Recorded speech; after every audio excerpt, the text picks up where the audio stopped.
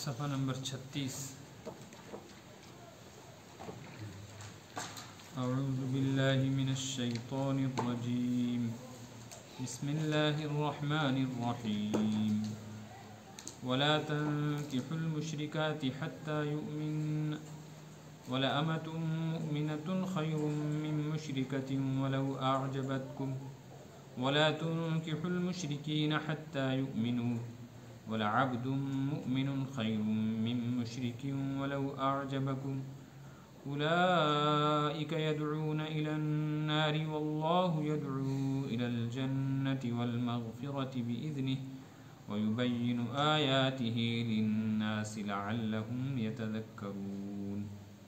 वयस्अलूनका अनिल महीद क़ुल हुव अज़न फ़अतज़िलु निसाअ fill महीद वला तक़रबूहुन्न हत्ता यत्हुरन फ़इज़ा तطهرन फ़अतूहुन्न मिन हैसु अमरकुमुल्लाह इन्नल्लाह युहिब्बुत-तव्वाबीन व युहिब्बुल मुतत्तहिरीन।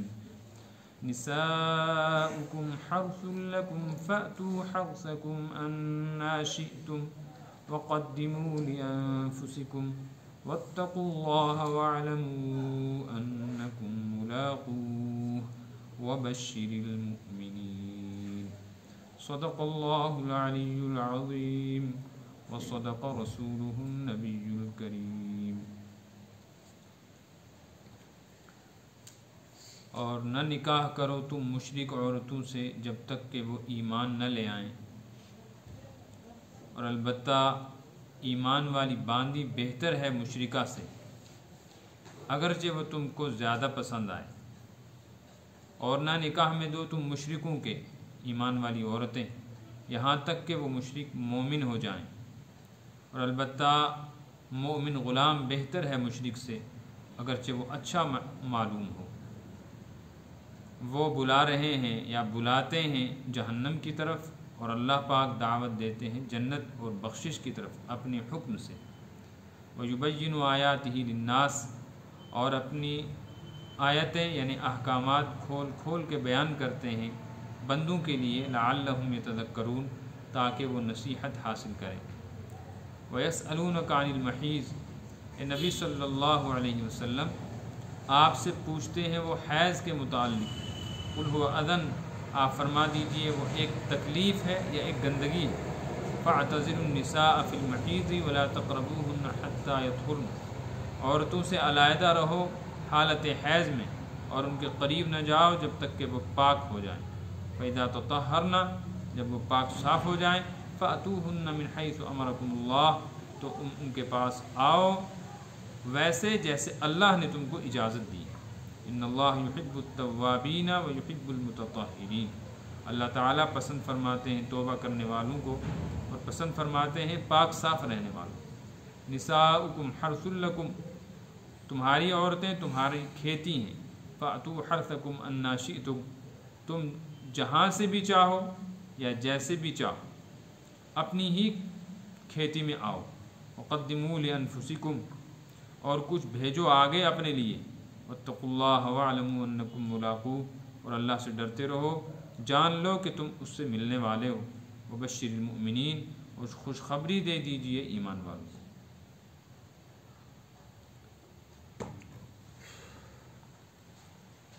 इन आयतों में दो अहम हुक्म बयान किए गए हैं।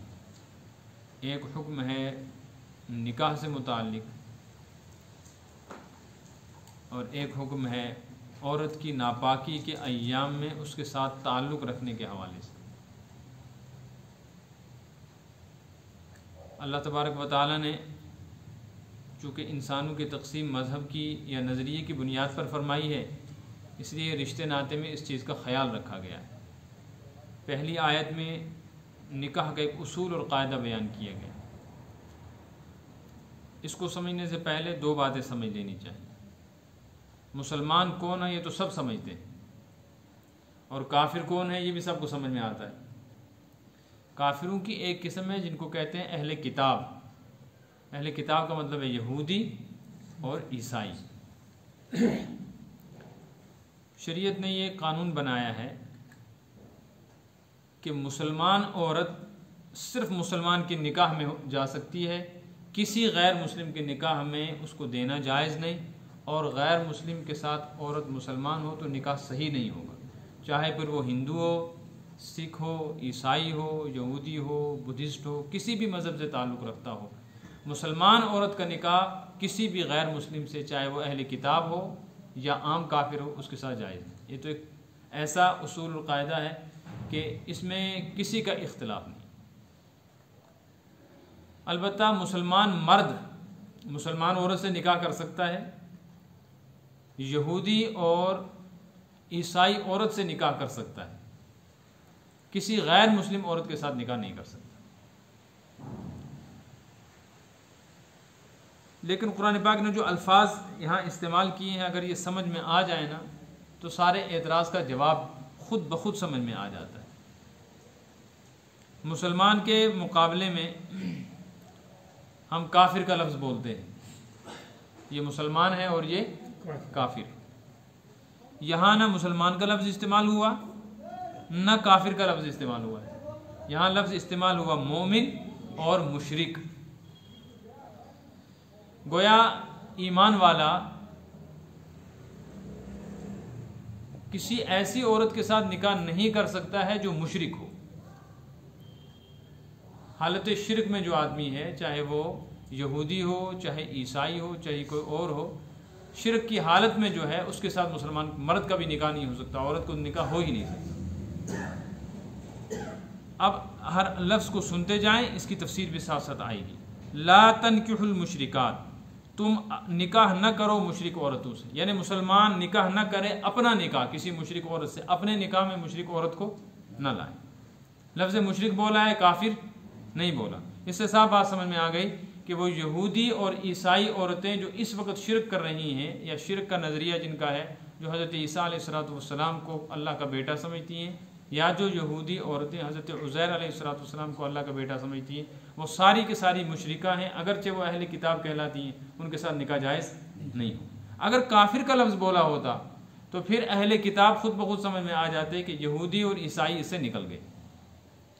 लेकिन चूँकि इस दौर के सारे यहूदी और सारे ईसाई मुशरिक हैं, वो अपने पुराने नज़रिए तौहीद पर बाकी नहीं है, इसलिए किसी भी मौजूदा दौर में मुशरिक औरत के साथ निकाह जायज़ नहीं, तो यहूदी औरत के साथ भी जायज़ नहीं, ईसाई के साथ भी जायज़ नहीं, इसलिए कि अकीदा शिरक का यहूदियों में भी है और ईसाइयों में भी। बहुत कम लोग यहूदियों के ऐसे हैं, बहुत कम लोग जो हज़रत उज़ैर अलैहिस्सलाम को अल्लाह का बेटा नहीं मानते, लेकिन उनका पता नहीं चल सकता। जैसे शियों के मुतालिक कितनी भी कोशिश कर लो, उनकी हकीकत मालूम नहीं हो सकती कि ये कौन से शिया हैं। उनका अपना एक नज़रिया है जिसको नज़रिया तक़िया कहते हैं, कि वो अपनी हकीकत छुपा कर रखते हैं, अपनी असलियत ज़ाहिर नहीं करते सुन्नियों के सामने। इसलिए उलमा फरमाते हैं कि तमाम शियों का इस दौर में एक ही हुक्म है। अगरचे शियों की किस्में थीं, एक किस्म तो वो है जिनके साथ सलाम कलाम, आना जाना, उनकी दावत कबूल करना, उनके जनाजे में शिरकत करना, उनकी मस्जिदों में जाना, उनको अपने कब्रिस्तान में दफन करना, उनको रिश्ता देना, उनका रिश्ता लेना, सब नाजायज़। लेकिन कुछ शिया ऐसे हैं जिनके कुफर का फतवा नहीं है, गुमराही का फतवा था, लेकिन इस दौर के सारे शिया एक जैसे हो गए। चूँकि पता नहीं चलता, इसलिए तमाम शियों का हुक्म ऐसे ही। यही मसला है इस दौर में ईसाइयों का और यहूदियों का, वो भी सब के सब मुशरिक हो गए हैं। तो तमाम यहूदी, तमाम इस दौर के ईसाई और तमाम दुनिया की दीगर मुशरिक सब के सब काफिर एक ही जैसे। लिहाजा इस दौर में किसी यहूदी औरत के साथ, किसी ईसाई औरत के साथ भी मुसलमान निकाह नहीं कर सकता। ला तनकिहुल मुशरिकाती, मुशरिक औरतों से निकाह न करो, ये हुक्म वजूब का है, यानी वाजिब है इस पर अमल करना। हत्ता युमिन, जब तक कि वो ईमान न ले आए। यहाँ ईमान से मुराद है शिरक न छोड़ दे। अगर यहूदी औरत कोई ऐसी मिल जाए और कोई ईसाई ऐसी औरत मिल जाए जो शिरक न करती हो और उसका कोई सबूत भी हो, तहकीक भी हो, तो उसके साथ निकाह की गुंजाइश है, अगरचे पसंदीदा नहीं। वला अमतुम मुमिनतुन खैर, एक होती है आज़ाद ज़िंदगी, एक होती है ग़ुलामाना ज़िंदगी। आज़ाद आदमी मर्द हो या औरत हो उसकी इज़्ज़त बड़ी है, ग़ुलाम चाहे मर्द हो या औरत हो उसकी इज़्ज़त कम है सोसाइटी और माशरे में। तो कुरान फरमाता है अगर कोई आज़ाद मुशरिक यहूदी और ईसाई औरत खूबसूरत भी हो, मालदार भी हो और आज़ाद भी हो, उसके मुकाबले में एक ऐसी औरत हो जिसकी शक्ल सूरत भी नहीं है, ज़्यादा कोई तालीम याफ्ता भी नहीं है और वो बांदी भी है, गुलामाना ज़िंदगी गुजारती है, आज़ाद नहीं है, तो मोमिन के लिए वही ग़ुलाम औरत, बांदी औरत ही बेहतर है। बेहतर का मतलब है वही जायज़ है कि उसको निकाह में रखे अगर इसके लिए कोई मुतबादिल इंतज़ाम नहीं हो सकता। इसको हम अपनी ज़बान में आराम से समझ सकते हैं कि आजकल जैसे कश्मीर में एक माहौल बनता जा रहा है कि जिन लोगों को यहाँ रिश्ता नहीं मिलता उनकी गुर्बत की वजह से या उम्र रसीदा हो जाने की वजह से या किसी और मजबूरी की वजह से, तो वो अपनी ज़िंदगी गुजारने के लिए शादी करते हैं बाहर से, दूसरे स्टेट से जाकर, दूसरे सूबों और रियासतों से जाकर गरीब और पसमानदा बच्चियाँ लाई जाती हैं, उनके साथ यहाँ निकाह किया जाता है। तो वो बाहर की गरीब, कम शक्ल वाली और गैर तालीम याफ्ता, जिसका कोई अता पता नहीं है ख़ानदान का भी, लेकिन मुसलमान है, उसके साथ निकाह की इजाज़त शरीयत ने दी है कि पाकदामिनी के साथ ज़िंदगी गुजारने के लिए उनसे निकाह कर लो। लेकिन अगर कोई आदमी ऐसा हो जिसको कोई गैर मुस्लिम उधर से ऑफ़र करे और वो मालदार भी हो, खूबसूरत भी हो, पढ़ी लिखी भी हो, उसके साथ निकाह की इजाज़त नहीं हो। वला अमतुम मुमिनतुन, और ईमान वाली मुवहिद तौहीद वाली बांदी बेहतर है मिन मुशरिकतिन, एक मुशरिक औरत से, वलौ आजबतकुम, अगरचे वो तुमको अच्छी लगे। अच्छी लगने का मतलब है अगरचे तुम्हारे लिए उसके साथ निकाह के असबाब मौजूद हों कि वो तुम्हारे साथ शादी करने को तैयार हो। वला तुनकिहुल मुशरिकीन, पहला हुक्म था मर्दों को, अब दूसरा हुक्म है औरतों। बज़ाहिर हुक्म यह होना चाहिए था कि ए मर्दों मुसलमान, तुम निकाह नहीं करना गैर मुस्लिम औरतों से। तो औरतों को भी ऐसे ही हुक्म होना चाहिए था कि ए औरतों, तुम गैर मर्दों से निकाह ना करो, गैर मुस्लिम से। गैर मुस्लिम से निकाह करने की औरत को इजाज़त नहीं है, चाहे वो यहूदी ही क्यों ना हो, ईसाई क्यों ना हो, चाहे वो तौहीद पर ही क्यों ना हो, तब भी इजाज़त नहीं होगी। उसकी वजह यह है कि औरत अपने मर्द के मातहत होती है। हो सकता है यह आदमी औरत के साथ शादी कर लेने के बाद अपने नज़रियात इस पर थोपे, तो ये बेचारी मजबूर हो जाए और फिर यहूदी बन जाए या ईसाई बन जाए।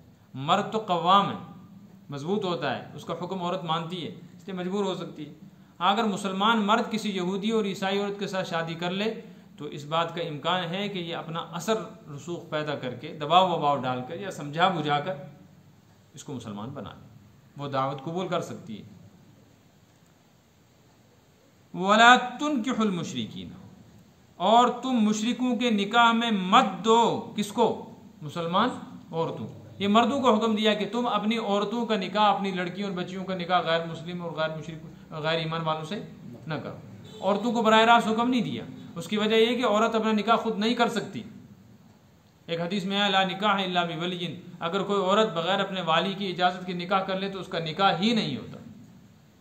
इमाम शाफी रहमतुल्लाह अलैह के नज़दीक हुक्म भी यही है।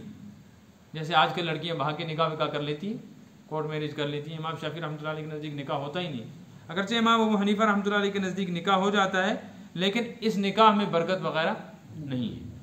तो चूँकि औरतें निकाह में पाबंद होती हैं मर्द की, अपने बाप, भाई, चाचा, दादा, ताया वगैरह की, इसलिए वालियों को हुक्म दिया गया कि तुमको अगर औरतों के ऊपर हक दस्तरस हासिल है तो अपनी औरतों को मुशरिकों के निकाह में न दो, हत्ता युमिनू। हाँ, अगर कहीं ऐसी सूरत पैदा हो जाए तो फिर उनको दावत दो कि वो पहले ईमान कबूल करें। अगर वो मुसलमान हो जाए तो अब कोई हर्ज नहीं, वो किसी भी ख़ानदान ज़ात कबीले से हो, मुसलमान हो गए तो सब बराबर। वला अब्दुम मुमिनुन खैरुम मिन मुशरिकिन वलौ आजबकुम, और एक मोमिन ग़ुलाम मर्द बेहतर है मुशरिक से, अगरचे मालदार ही क्यों ना हो, वलौ आजबकुम, अगरचे तुमको वो पसंद ही क्यों ना है। उसकी वजह क्या है? उलाइका यदऊना इलन नार, ये काफिर और मुशरिक, इनकी तहरीक ये है कि इनकी सारी ज़िंदगी जहन्नम की तरफ दावत देते हुए गुजरती है। अपने अमल से, अपने अकीदे और नज़रिए से ये खुद भी जहन्नम में जा रहे हैं और जिनको ये दावत देंगे जहन्नम ही की दावत देंगे। अगर तुमने अपनी औरतों को गैर मुस्लिमों के निकाह में दे दिया, हो सकता है ये दबाव डालकर उनको मुशरिक बना दे और फिर उनको भी जहन्नम में ले जाए। वल्लाहु यदऊ इलल जन्नति वल मग़फ़िरह, अल्लाह ताला तुमको दावत देता है जन्नत की और मग़फ़िरत की। अल्लाह चाहता है तुम जन्नत में जाओ और ये चाहते हैं जहन्नम में जाना, लिहाजा तुम्हारा रास्ता अलग है, इनका रास्ता अलग है। वयुबय्यिनु आयातिही लिन्नास, अल्लाह ताला अपनी आयतें यानी अहकामात अपने बंदों के लिए साफ साफ बयान करता है लअल्लहुम यतज़क्करून, ताकि वो नसीहत हासिल करें यानी इन अहकामात पर अमल करें। तो ये एक उसूल बना दिया शरीयत ने, मुसलमान औरत सिर्फ मुसलमान मर्द से निकाह कर सकती है, ज़ात पात का कोई फ़र्क नहीं। हमारे यहाँ जो ये ज़ात पात चल गई ना, ये पीर है, ये गैर पीर है, पीर गैर को अपनी बेटी या अपनी बहन लड़की नहीं देते। इस्लाम ने ऐसी कोई कैद नहीं रखी है, सिर्फ सैयदों के लिए कैद है कि जिन सैयदों का नसब सादात का सही सनद के साथ साबित हो, उनके लिए हुक्म यह है कि वो अपनी ख़ानदान की जो लड़कियां हैं अगर वो चाहें तो फिर तो वो गैर सैयद को दे सकते हैं, अगर वो ना चाहें तो उनके ख़ानदान की लड़की अपने वाली की इजाज़त के बगैर गैर सैयद से अगर निकाह कर लेती है तो उसके सरपरस्त और वाली को इस बात की इजाज़त है कि ख़बर मिलने पर वो उस निकाह को कबूल न करे, मुस्तरद कर दे, तो शरीयत भी इस निकाह को मुस्तरद कर दे। ये सिर्फ सैयद के लिए, लेकिन सैयद से मुराद वो सैयद है जिस सैयद का सिलसिला नसब हसब का सादात के साथ हकीकत में मिलता हो, इसका कोई सबूत हो। वैसे ही सैयद कहने से कोई सैयद नहीं बन जाता। और कश्मीर में जो पीर तबका है वो सैयद नहीं है, उसके लिए ये कैद नहीं, वो कुफू गैर कुफू वाला मसला जो है वो सिर्फ सादात के। हजरत हसन हजरत हुसैन रज़ी अल्लाह तआला अन्हु, हाँ उनकी औलाद, लेकिन यहाँ मुराद हजरत हसन और हजरत हुसैन की औलाद, सैयद से मुराद सिर्फ वो। ज़कात में हजरत अब्बास की औलाद भी आएगी, ज़कात उनको नहीं दी। तो एक तो ये हुक्म आ गया कि मुसलमान औरत किसी गैर मुस्लिम से निकाह नहीं कर सकती। मुसलमान मर्द कर सकता है यहूदी औरत से या ईसाई औरत से निकाह, लेकिन उसके लिए शर्त है कि वो यहूदी औरत या ईसाई औरत मुशरिक ना हो, ईसाई हो लेकिन मुशरिक तौहीद पर कायम हो। लेकिन इस दौर के तमाम यहूदी और तमाम ईसाई मुशरिक हो गए, इसलिए जायज़ नहीं। अब यहाँ एक मसला और सुन लेना चाहिए, अगर किसी आदमी ने, मुसलमान ने निकाह कर लिया किसी गैर मुस्लिम के साथ, तो इसका क्या हुक्म है? इस सिलसिले में तफसील ये है कि अगर निकाह कर लेने को ये हलाल समझता है,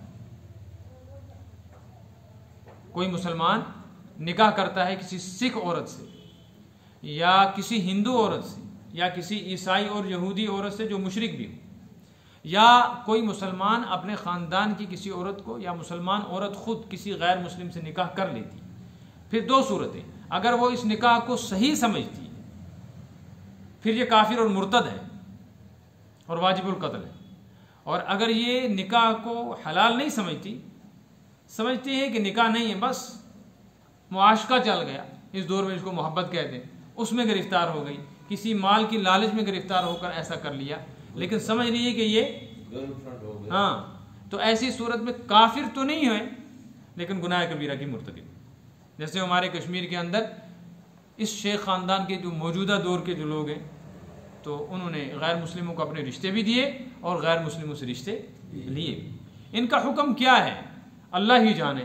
बज़ाहिर ऐसा लगता है कि इनके नज़दीक इस चीज़ की कोई अहमियत ही नहीं, अगर हकीकत यही है फिर तो ये मुर्तद है, और अगर ऐसा नहीं है तो फिर गुनाह कबीरा के मुर्तकिब हैं, और मुसलसल गुनाह कबीरा का मुर्तकिब जो है और वो बज़ाहिर निकाह वाली ज़िंदगी गुजार रहा है, अगरचे वो उसमें दिल को बुरा समझता भी हो, तो भी इस बात का ख़तरा है कि इस गुनाह की नहूसत इसको मरने से पहले मुर्तद बना देगी। अब जिस कौम के रहबर और रहनुमा ही मुर्तद हों या इर्तिदाद के करीब हों और एक पूरी कौम आंख बंद करके उनके पीछे भाग रही हो, तो निजात और खलासी कैसे मिलेगी? फिर तो ऐसे। इसलिए अल्लाह पाक फरमाते हैं युबय्यिनु आयाती, कितने खोल खोल कर अपने अहकामात बयान कर रहे हैं, लिन्नास, अपने बंदों के लिए, यानी बंदों के नफ़े के लिए, लअल्लहुम यतज़क्करून, ताकि नसीहत हासिल करें, यानी इन पर अमल करें। एक तो ये हुक्म बयान किया। दूसरा हुक्म है आगे, निकाह के बाद जिनसी ज़रूरत पूरी करना, ये इंसान की फितरत में दाखिल है, मर्द औरत का आपसी मिलाप। इसके लिए शरीयत ने कुछ हुदूद क़ुयूद रखी, जानवरों वाली ज़िंदगी नहीं है कि अपनी ज़रूरत पूरी करना, इसके लिए शरीयत ने एक ख़ास हुक्म, एक ख़ास ज़ाब्ता, एक ख़ास कानून बनाया। अल्लाह ताला ने मर्दों के लिए औरत को बनाया, औरतों के लिए मर्द को बनाया, और इस निकाह के बाद निकाह के जो मकासद हैं वो बड़े बड़े 3 मकसद। नंबर 1, इंसान के अंदर क़ुव्वत शहवानिया रखी है, जिनसी ताकत, इसको जायज़ तरीके पे पूरी करना ताकि जानवरों वाली ज़िंदगी न गुजरे। नंबर 2, नस्ल चले, औलाद हो, ये निकाह का बुनियादी हक है। यही वजह है कि अगर कोई औरत अपने शोहर की जिनसी ज़रूरत पूरी न कर सकती हो, किसी ऐसी बीमारी में मुब्तला, या कोई मर्द अपनी औरत की जिनसी ज़रूरत पूरी न कर सकता हो, किसी ऐसी बीमारी और कमज़ोरी में मुब्तला हो जो ला इलाज हो, उसका इलाज भी न हो, तो फिर शरीयत कहती है इस सूरत में अलहदगी कर लो, चूँकि ज़रूरत ही पूरी नहीं हो रही है, जो मकसद निकाह है वही पूरा नहीं हुआ। नंबर 2, अगर कोई औरत ऐसी है जो बांझ है और उससे औलाद नहीं हो रही, तो मर्द को हुक्म है, इजाज़त है कि वो दूसरा निकाह कर ले। और अगर औरत के अंदर ताकत है लेकिन मर्द औरत की जिनसी ज़रूरत तो पूरी कर रहा है मगर उसके अंदर ऐसी कमज़ोरी है, बच्चा नहीं हो सकता, और डॉक्टरों ने, माहिर डॉक्टरों ने कह दिया कि इसके अंदर ऐसा नक्स है कि बच्चा इसके ज़रिए से पैदा नहीं हो सकता, तो औरत को शरीयत ने इजाज़त दे दी कि वो इसके पीछे अपनी ज़िंदगी क्यों बर्बाद करे, उसको तो अपनी औलाद चाहिए, उसको अपनी ज़िंदगी बर्बाद नहीं करनी, तो वो जायज़ तरीके पर इससे खुला ले ले। तो औलाद और जिनसी ज़रूरत पूरी करना ये 2 बुनियादी हक हैं किसके? निकाह मकसद। तीसरा मकसद है सुकून की ज़िंदगी, सुकून की ज़िंदगी।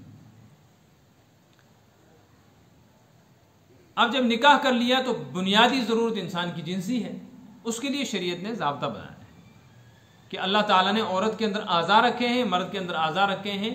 अल्लाह तबारक व ताला इंसान की इस ज़रूरत को जायज़ तरीके पर पूरा करने के लिए जो मकाम अल्लाह ने बनाया है उसी मकाम को इस्तेमाल करे। कुरान पाक ऐसे मकामात पर जहाँ आता है ना जहाँ शर्म के मसाइल होते हैं, खोल कर बयान करना मुनासिब नहीं, तो वहाँ आम तौर पे आप देखेंगे कुरान पाक में उमूमन ऐसे अल्फाज इस्तेमाल किए हैं कि हया भी बाकी रह जाए और उसके साथ साथ मसला भी समझ में आ जाए। वयसअलूनका अनिल महीज़, औरत की कमज़ोरियों और बीमारियों में से एक ये है कि उसको हर महीने नापाकी रहती, किसी की 3 दिन की आदत है, किसी की 4-5 की, ज़्यादा से ज़्यादा 10 दिन की। ये जो नापाकी के अय्याम हैं, इन नापाकी के अय्याम में मर्द औरत के साथ अपनी जिनसी ज़रूरत पूरी नहीं कर सकता। तो सहाबा किराम अलैहिमुर रिज़वान के लिए ये मसला पैदा हो गया। इसका पस मंज़र ये है कि औरत के जो ये नापाकी के अय्याम हैं ये तो हमेशा से थे, इस्लाम से पहले नज़रियात अलग अलग थे, इसलिए इस्लाम से पहले हर नज़रिए के लोगों का तरीक़ा भी अलग था। यहूदियों के यहाँ औरत नापाकी के इन 3 दिनों में इतनी गंदी समझी जाती थी कि न उससे बात करते थे, न उसके साथ हाथ लगाते थे, न उसके बर्तन में खाते थे। उसको ऐसी जगह रख दिया जाता था 3 दिन, 4 दिन, 5 दिन किसी कमरे में कि वो किचन में नहीं आ सकती, बर्तनों को हाथ नहीं लगा सकती, उसका जूठा कोई नहीं खा सकता, उसको बड़ी मायूब चीज़ समझा जाता था। बस एक बीमार की तरह उसको बर्तन में खाना दे दिया, उसने खा लिया, जब तक वो पाक साफ ना हो जाए बात करना, हाथ लगाना, उसके कमरे में जाना भी जुर्म समझा जाता। और ईसाइयों के यहाँ बिल्कुल अलग था कि वो जैसे आम हालत में ज़िंदगी गुजारते थे, नापाकी में भी वो साथ रहते थे, बल्कि वो अपनी जिनसी ज़रूरत भी नापाकी में पूरी करते थे। वो कहते थे ये कोई मसला ही नहीं है, जैसे नक्सीर आ जाती है, ये बीमारी है एक औरत की, इससे कोई फ़र्क नहीं पड़ता। तो मुसलमानों के लिए मसला था कि अब वो क्या करें, दोनों अहले किताब हैं, तो इससे पहले शरीयत ने इसका कोई हुक्म नहीं नाजिल किया था, तो उनके लिए तो यही था कि वो यहूदियों को देखें या ईसाइयों को देखें कि वो अहले किताब है, उनकी शरीयत में इसके मुतालिक क्या हुक्म है। वहाँ बिल्कुल इफ़रात और तफरीत था, एक ने बिल्कुल हद पार कर रखी थी और एक करीब जाने को भी तैयार नहीं था। इसलिए हुजूर अकरम सल्लल्लाहु अलैहि वसल्लम से सहाबा ने सवाल किया कि या रसूलुल्लाह सल्लल्लाहु अलैहि वसल्लम, नापाकी के दिनों में औरत के साथ ताल्लुक़ की हद शरीयत क्या बयान करती। तो उस पर यह आयत नाजिल हुई, यसअलूनका अनिल महीज़, ए नबी आपसे ये सवाल करते हैं हैज़ के हालत में औरत के साथ ताल्लुक़ रखने की हद क्या है। कुल, आप फरमा दीजिए, देखो कुरान ने क्या अल्फाज इस्तेमाल किए, कुल हुआ अज़न, कह दीजिए वो एक तकलीफ है। अज़न के माने तकलीफ के भी हैं, अज़न के माने गंदगी के भी, दोनों माने मुराद हैं कि ये औरत के अंदर ऐब नहीं है, इसकी वजह से औरत मायूब नहीं बन, ये एक तकलीफ है, और तकलीफ में तकलीफ वाला काबिल रहम होता है, नफरत के काबिल लिहाजा यहूदियों का जो तरीका है ना वो गलत है कि वो नफरत करते हैं, ये काबिल रहम। अगर ये तर्जुमा किया जाए अज़न का तकलीफ, तब तो ये रद्द बनता है किसका? यहूदियों का, कि तकलीफ में औरत काबिल रहम है और सहारा चाहिए उसको, और यहूदी बिल्कुल इसको अंधे घड़े में डाल देते हैं, ये तरीका गलत है। दूसरा मतलब है अज़न का गंदगी। अगर इसका तर्जुमा गंदगी करें तो कुल हुआ अज़न का तर्जुमा होगा, आप फरमा दीजिए वो गंदगी की हालत है और गंदगी के करीब नहीं जाना चाहिए। तो ईसाई तो बिल्कुल हदें पार कर रहे हैं, उनका ये तरीका भी गलत है। लिहाजा इफराद व तफरीद हो कि रहम भी हो और कुर्बत से बचे भी। फ़अतज़िलुन्निसाअ फ़िल महीज़, औरतों से हालत हैज़ में अलहदगी इख्तियार करो। अलहदगी इख्तियार करने का क्या मतलब है? आगे फरमाया ला तक़रबूहुन्ना, उसका मतलब ये है कि कुर्बत ना करो, और कुर्बत का मतलब है यहाँ जिनसी ज़रूरत पूरी करना, नाफ से लेकर घुटने तक। ये जो जगह औरत की है, नापाकी के अय्याम में इस जगह पर्दे के बगैर मर्द औरत के साथ नहीं लग सकता। कोई मोटा कपड़ा हो तो अलग मसला है, वरना इस हिस्से के अंदर बगैर कपड़े के हाथ लगाना भी जायज़ नहीं, इस जगह को नापाकी की हालत में देखना भी जायज़ नहीं, और इसके साथ साथ इस हालत में सोहबत करने की भी इजाज़त नहीं। ये तो है गंदगी की हालत। अलबत्ता काबिल रहम है, लिहाजा इसके पास बैठो, तसल्ली दो, इसके साथ खाना खाने में कोई हरज नहीं है, इसके जूठा पीने में कोई हरज नहीं है। ये घर की जिन चीज़ों को हाथ लगा दे, बर्तन कपड़े, वो भी गंदे और नापाक नहीं।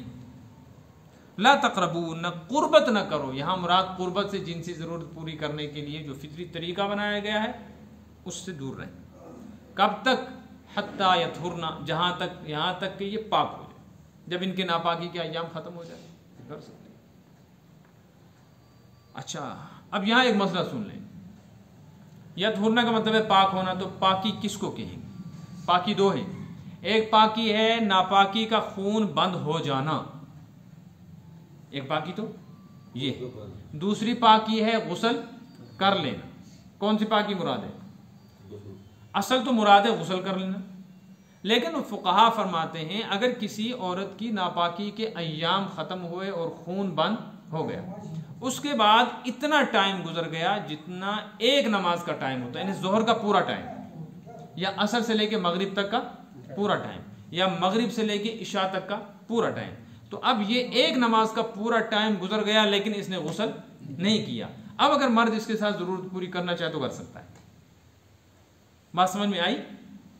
इससे मालूम हुआ यतहुरना का मतलब ये हुआ कि नापाकी ख़त्म हो जाए, और नापाकी ख़त्म हो जाने के बाद इतना फासला, इतना वक्त गुजर जाए कि अब इसके अंदर दोबारा खून आने का इम्कान और एहतमाल न रहे। बस गुस्ल के बगैर, हाँ गुस्ल के बगैर। लेकिन शर्त यह है कि नापाकी का खून बंद हो जाने के बाद एक मुकम्मल नमाज का वक्त गुजर जाए। और मुकम्मल नमाज का मतलब है, मिसाल के तौर पर उसकी नापाकी का खून बंद हो गया 12:15 बजे दिन में, और 12:20 पे आज ज़ोहर शुरू है, तो अब उसने नापाकी के खून बंद होने के बाद वुज़ू और गुस्ल नहीं किया, यहाँ तक कि ज़ोहर क़ज़ा हो गई और असर की अज़ान हो गई, तो एक नमाज का मुकम्मल वक्त गुजर गया।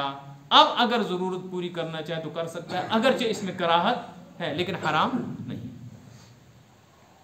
ये ज़िम्मन आ गया मसला, तो बतला दिया मैंने यतहुरना का क्या मतलब। लेकिन आगे एक और बात, एक और लफ्ज़ इस्तेमाल हो रहा है, उसको भी देखें। फ़इदा तत्तहरना, तत्तहरना और तहुरना, ये दो लफ्ज़ हैं। तहुरना का मतलब है पाक हो जाए, और तत्तहरना का मतलब है खूब पाक साफ हो जाए। अरबी ज़बान का एक कायदा ये है कि जब किसी लफ्ज़ में हर्फ बढ़ता है तो माना भी, मैंने ये बतलाया था पहले, जैसे रहीम, रा, हा, या और मीम, कितने हरफ हैं? इसका मतलब है रहम करने वाला। और रहमान में रा, हा, मीम, अलिफ और नून, कितने हुए? तो रहमान में 5 हरफ हैं, रहीम में 4 हरफ हैं, दोनों का मतलब है रहम करने वाला, लेकिन थोड़ा सा फ़र्क है।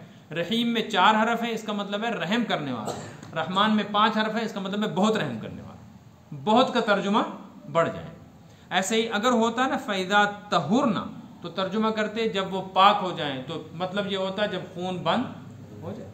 लेकिन कुरान कहते हैं फ़इदा तत्तहरना, खून बंद होने के बाद जब वो ज़ाहिरी सफाई भी कर लें, यानी गुस्ल भी कर लें, इंतजार करो। फातूहुन्ना, फिर तुम उनसे जरूरत पूरी करने के लिए उनके पास जाओ। एक तो ये हुक्म समझ में आ गया। दूसरा मसला, मिन हैसु अमरकुमुल्लाह, जरूरत पूरी करने के लिए वहां से जाओ, उस जगह से जाओ जहां से अल्लाह ने तुमको अमर किया। अमर का मतलब हुक्म है, लेकिन यहां अमर से मुराद है इजाजत। तो तर्जुमा होगा जिस जगह से अल्लाह ने तुमको इजाजत दी है।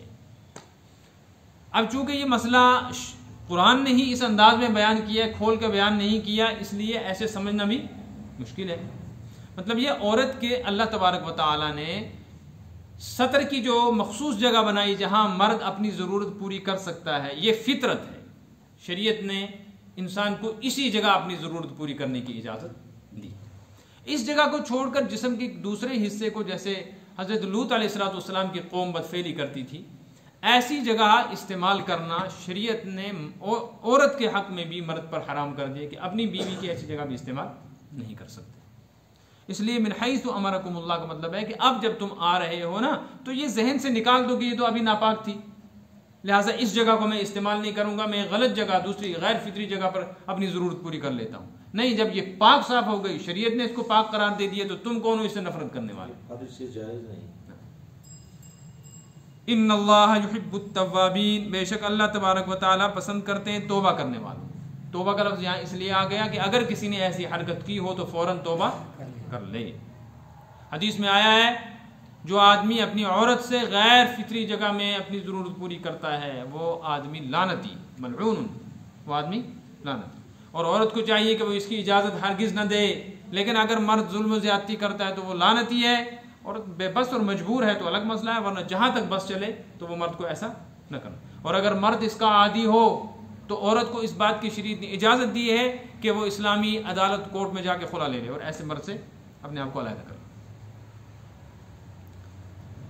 व युहिब्बुल मुतताहिरीन, और अल्लाह ताला पसंद करते हैं खूब पाक साफ रहने वालों को। तो औरत को अल्लाह तब पसंद करेंगे जब वो नापाकी का खून बंद होते ही फ़ौरन गुस्ल कर ले, और मर्द को तब पसंद करेंगे कि जब वो गंदी जगह को इस्तेमाल न करे। अब इसके लिए शरीयत ने कुरान पाक में एक और चीज़ बयान की। फरमाए निसाउकुम हर्सुल लकुम, तुम्हारी औरतें तुम्हारा खेत है। और खेत जो है इसका मकसद है फसल पैदा करना। तो इंसान बीज वहाँ बोएगा जहाँ से फसल पैदा हो। सड़क पर कोई बीज नहीं बोता, इसलिए कि सड़क पर फसल पैदा नहीं हो। तो मर्द औरत की ज़रूरत पूरी करने के साथ साथ इस जिनसी ताल्लुक़ का एक बुनियादी मकसद औलाद का हासिल होना भी है। तो तुम ये देखो कि किस जगह सोहबत करने से औलाद पैदा होती है। तुम्हारी औरतें तुम्हारी खेती हैं कि तुम्हारी औलाद की फसल इसी औरत से पैदा हो रही है ना। तो ये औरत तुमको फसल तब देगी, औलाद तब देगी जबकि तुम इसकी उस जगह को ज़रूरत के लिए पूरी करो जहाँ से औलाद पैदा हो सकती है। लिहाजा फरमाए निसाउकुम हर्सुल लकुम, तुम्हारी औरतें तुम्हारे लिए खेत का दर्जा रखती हैं। फातू हर्सकुम, लिहाजा नहीं, दिन रात की कोई पाबंदी नहीं। फातू हर्सकुम, तुम अपने खेत में आओ, खेती में आओ, यानी तुम अपनी ज़रूरत वहाँ पूरी करो जहाँ से बच्चा मुमकिन हो। अन्ना शी तुम, अब ये इजाज़त है जैसे चाहे आओ, इसकी पाबंदी नहीं।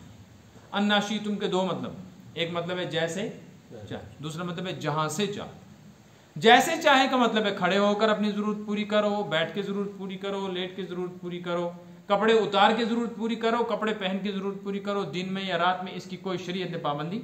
अलबत्ता तुम दोनों ऐसी जगह हो कि वहाँ किसी तीसरे आदमी की निगाह तुम पर ना पड़े। एक तो ये मसला। अन्ना शी तुम का तर्जुमा जब हम करें जैसे चाहे। दूसरा तर्जुमा है अन्ना शी तुम का जहाँ से आओ।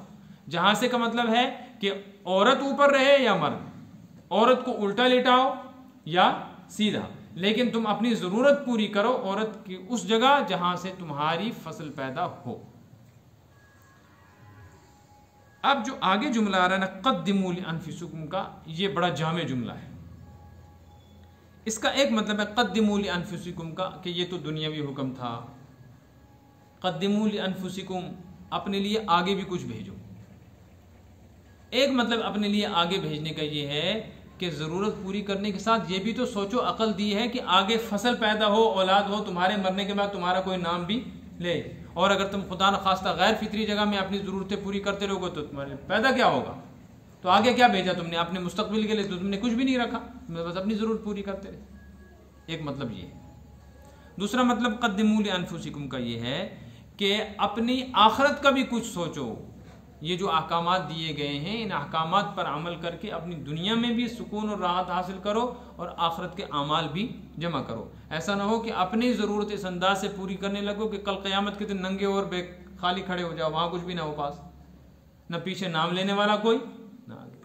तीसरा मतलब ये है वक़द्दिमू लिअन्फुसिकुम, कि सिर्फ औलाद ही पैदा ना करो, बस तुम ये सोच लो कि नहीं जी अभी तो शरीयत ने कहा औलाद पैदा करनी है। नहीं, क़द्दिमू लिअन्फुसिकुम, औलाद ऐसी पैदा करो तुम्हारे मरने के बाद तुम्हारी निजात का जरिया बने, दुआ भी तो करे। तुम मर जाओ तो तुम्हारे लिए आगे कुछ भेजती भी, मतलब औलाद ही पैदा नहीं करनी, उसके बाद उसकी तरबियत भी करनी है, उसको दीनदार भी बनाना है। इससे मालूम हुआ कि सारा जो अभी तक मजमून बयान किया, इसका मकसद है घरेलू ज़िंदगी के अंदर दीनदारी आए। लिहाजा औलाद भी दीनदार हो, औरत भी दीनदार हो, इसलिए दीनदारों के साथ निकाह करने का हुक्म दिया गया। हदीस में आया है मुसलमान में भी इस चीज़ का ख्याल रखो कि जहाँ तुम निकाह करो वहाँ दीन को बुनियाद बनाओ। मर्द हो तो दीन वाला, औरत हो तो दीन।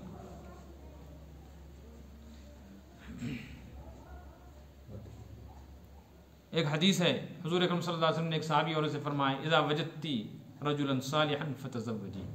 देखो हज़रत उबैसा गालिबन उनका नाम है, कि जब तुमको कोई सालेह मर्द मिल जाए ना, चाहे फिर रोज़गार हो या ना हो, घर बार हो या ना हो, फतज़व्वजी, शादी कर लेना।